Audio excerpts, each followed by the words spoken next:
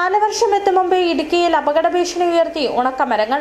അടിമാലി-കുമളി ദേശീയപാതയിൽ ചെറുതോണിയിലും വെള്ളക്കയത്തുമായി നിൽക്കുന്ന ഉണക്കമരങ്ങളാണ് യാത്രക്കാർക്കും പ്രദേശവാസികൾക്കും ഒരുപോലെ ഭീഷണിയാകുന്നത്.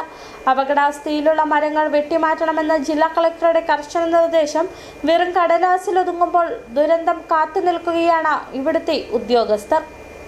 അടിമാലി-കുമളി ദേശീയപാതയിൽ ചെറുതോണി പാപ്പൻസ് ഹോട്ടലിനെതിർവശത്തായി നിൽക്കുന്ന ഈ വൻമരമാണ് ഏതു നിമിഷവും നിലംപൊത്താവുന്ന അവസ്ഥയിലുള്ളത്.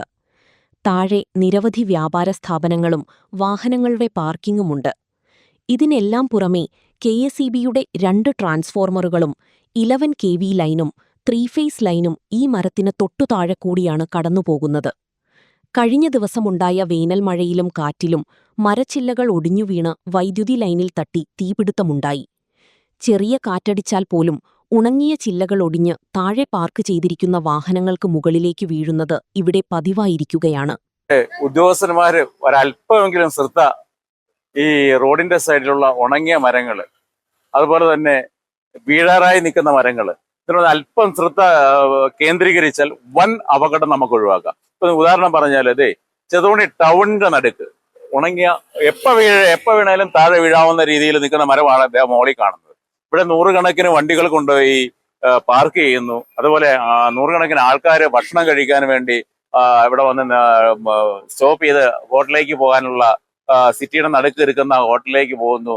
അതുപോലെ എപ്പോ വേണമെങ്കിൽ ട്രാൻസ്ഫോമർ, അതുപോലെ കരണ്ട്, ഈ നിൽക്കുന്ന മരത്തിന്റെ തൊട്ട് കീഴെയാണ് ഈ കരണ്ട് ട്രാൻസ്ഫോമർ ഇരിക്കുന്നത്. ഈ ട്രാൻസ്ഫോമറിലേക്ക് ഇത് മറിഞ്ഞു വീണാനുണ്ടാകുന്ന അപകടങ്ങൾ നിരവധി ആൾക്കാർക്ക് എപ്പോ വേണമെങ്കിലും അപകടം സംഭവിക്കാവുന്ന രീതിയിൽ നിൽക്കുന്ന മരങ്ങളാണ്. സമാനമാണ് വെള്ളക്കയത്തെയും അവസ്ഥ.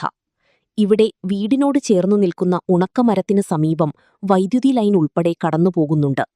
ഒടിഞ്ഞു വീഴുന്ന ചില്ലകൾ വീടിന്റെ മേൽക്കൂര തകർക്കുകയും ഓടുകൾ പൊട്ടുകയും ചെയ്തതായി വീട്ടുകാർ പറയുന്നു. ഉണങ്ങി നിൽക്കാൻ തുടങ്ങിയിട്ട് 2-3 വർഷമായതാണത്. പഞ്ചായത്തിൽ പരാതി കൊടുത്തു, ബോർഡുകാരോട് ടച്ച് പെട്ടുന്ന കാര്യം പറഞ്ഞു. പിന്നെ കളക്ടർ ഓർഡർ ഉള്ളതാണെന്ന് തോന്നുന്നത്, മഴയ്ക്ക് മുമ്പ് അപകടകരമായ നിൽക്കുന്ന മരങ്ങളെല്ലാം വെട്ടണം എന്നുള്ളത്. അതൊന്നും ചെയ്യത്തില്ല. ഇനി എന്തെങ്കിലും വലിയ അപകടങ്ങൾ വന്നിട്ട് ചെയ്യുള്ളൂ എന്നാണ് തോന്നുന്നത്. എന്തെന്നെ എൻ്റെ പേരുടെ കമ്പൊടിഞ്ഞു വീണിട്ട് ഓടെല്ലാം പോയി. പഞ്ചായത്തിൽ 2 പ്രാവശ്യം പറഞ്ഞു. ഇപ്പം നമ്മളിപ്പോൾ എന്നാ ചെയ്യാനാണ്? KSEB, പഞ്ചായത്ത്, റവന്യൂ, പൊതുമരാമത്ത് വകുപ്പുകളിലെ ഉന്നത ഉദ്യോഗസ്ഥർ ദിവസവും ഇതുവഴി കടന്നുപോകുന്നുണ്ടെങ്കിലും ഈ അപകടം ആരുടെയും കണ്ണിൽപ്പെടുന്നില്ല. പ്രഖ്യാപനങ്ങളിലും കടലാസുകളിലും മാത്രം ഒതുങ്ങുന്ന ജില്ലാ ഭരണകൂടത്തിന്റെ മഴക്കാല മുന്നൊരുക്കങ്ങളുടെ പൊള്ളത്തരമാണ് ഇവിടെ തുറന്നുകാട്ടപ്പെടുന്നത്. ദുരന്തം നടന്ന ശേഷം ഓടിയെത്തി കണ്ണീരൊഴുക്കാനും നഷ്ടപരിഹാരം പ്രഖ്യാപിക്കാനും മാത്രമാണ് ഇവിടുത്തെ ഉദ്യോഗസ്ഥർ ശ്രമിക്കുന്നതെന്നും ആരോപണമുണ്ട്. വകുപ്പുകൾ തമ്മിലുള്ള ഏകോപനമില്ലായ്മയും പരസ്പരം പഴിചാരി ഉത്തരവാദിത്തത്തിൽ നിന്ന് ഒളിച്ചോടുന്ന പ്രവണതയുമാണ് ഈ പ്രതിസന്ധിക്കു കാരണം. കളക്ടറുടെ നിർദ്ദേശം പോലും കാറ്റിൽ പറത്തുന്ന ഉദ്യോഗസ്ഥർക്ക് ജനങ്ങളുടെ ജീവന് എന്തു വിലയാണ് നൽകാനുള്ളത്? കാലവർഷം ശക്തമാകാൻ ഇനി ദിവസങ്ങൾ മാത്രമാണ് ബാക്കിയുള്ളത്. ഭരണകൂടം ഇനിയും ഉറക്കം നടിച്ചാൽ ഈ ഉണക്കമരങ്ങൾ വിതയ്ക്കുന്ന വലിയൊരു ദുരന്തത്തിനാകും ചെറുതോണി സാക്ഷ്യം വഹിക്കേണ്ടി വരിക. City vision, Idukki.